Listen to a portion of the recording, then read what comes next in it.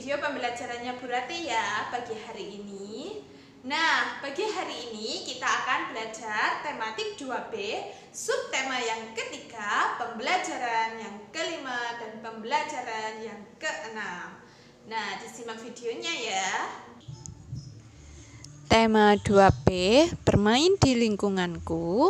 Subtema 3, bermain di lingkungan sekolah, pembelajaran kelima dan keenam.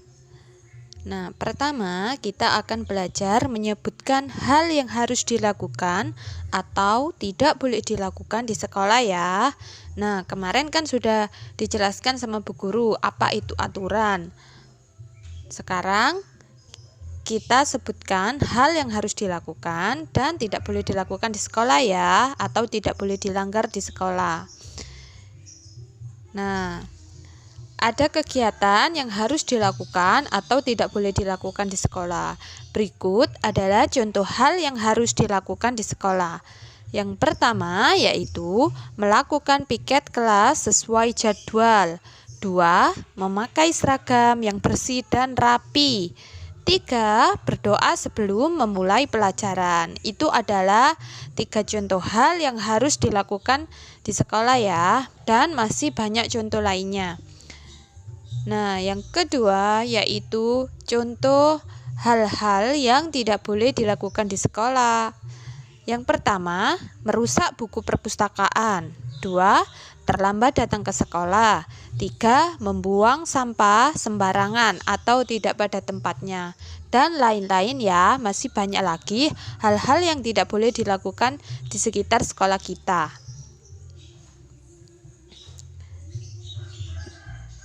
Selanjutnya yaitu menyebutkan manfaat mematuhi tata tertib yang ada di sekolah. Setiap tata tertib yang berlaku di sekolah sangat bermanfaat bagi kita semua ya. Semua aturan itu bermanfaat untuk menjaga ketertiban, keamanan, dan kenyamanan kita ketika di sekolah. Jadi anak-anak harus mematuhi semua tata tertib atau aturan yang ada di sekolah ya. Nah, berikut adalah contoh tata tertib di sekolah beserta manfaatnya. Yang pertama, datang sekolah tepat waktu. Manfaatnya apa?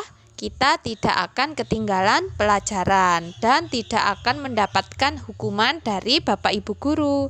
Nah, yang kedua yaitu mendengarkan Bu Guru ketika menerangkan. Manfaatnya adalah kita akan mendapatkan banyak ilmu dan membuat kita semakin pintar.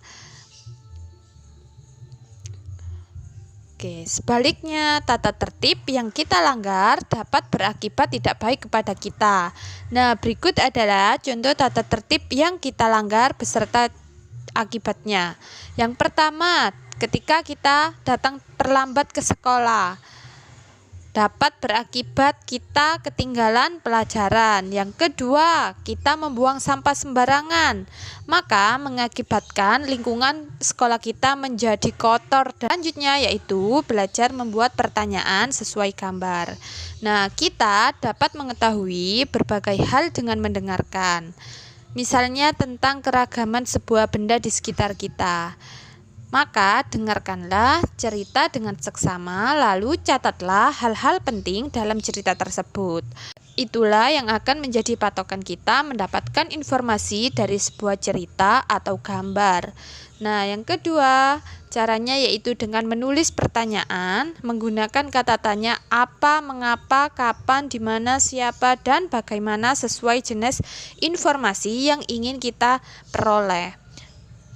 Nah, dengan membuat pertanyaan tadi, maka kita akan memperoleh informasi dari sebuah teks cerita maupun dari sebuah gambar yang akan kita lihat. Selanjutnya yaitu menghitung hasil pembagian. Hasil pembagian dapat dihitung dengan pengurangan berulang sampai 0.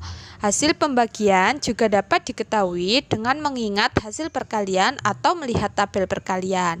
Masih ingatkah kalian tentang pembagian yang bisa diubah dalam perkalian? Nah, berikut ini ada tabel perkalian. Kalian ingat kan? Ya. pada pertemuan sebelumnya, Bu Guru sudah menjelaskan cara menghitung perkalian dengan menggunakan tabel perkalian. Nah, sekarang Bu Guru mau mengajari kalian cara menghitung pembagian dengan menggunakan tabel perkalian.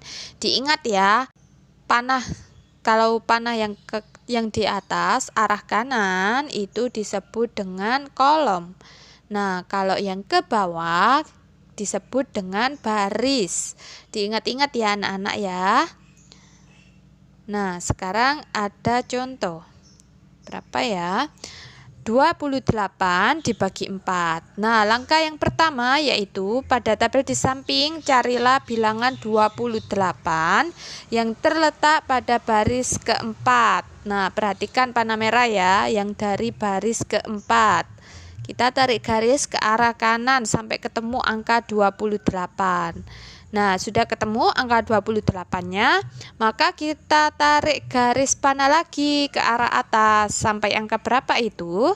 Sampai angka ke-7. Berarti 28 dibagi 4 sama dengan 7. Nah, oke anak-anak, sudah sampai pada tugas hari ini ya. Tugasnya hari ini yaitu kerjakan buku paket halaman 81 dan 85. Oke, jangan lupa difoto dan dikirimkan ke Bu Guru ya.